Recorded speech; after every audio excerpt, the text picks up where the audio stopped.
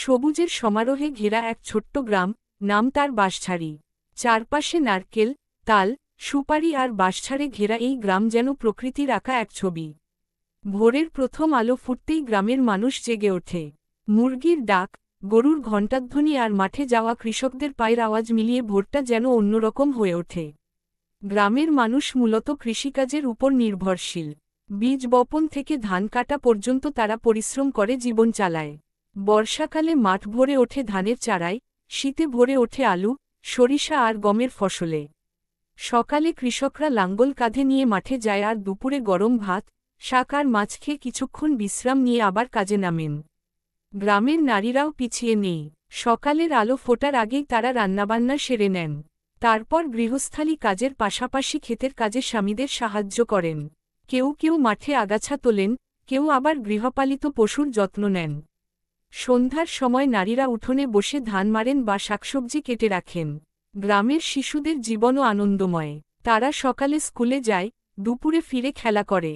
বর্ষায় তারা কাদা মেখে ফুটবল খেলে, শীতে মাঠে ঘুড়ি উড়ায়।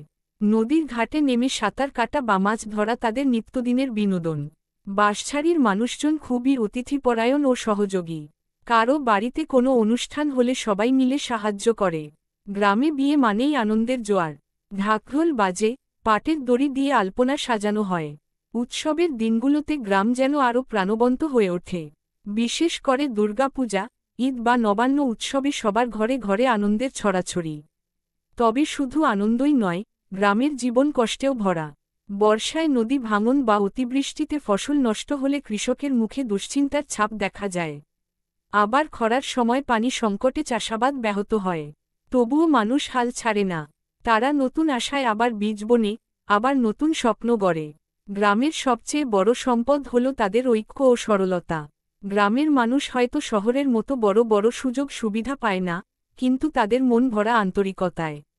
বাঁশঝাড়ি গ্রামের মানুষ জানে, প্রকৃতি তাদের মা, পরিশ্রম তাদের ভরসা, আর মিলেমিশে থাকা তাদের শক্তি।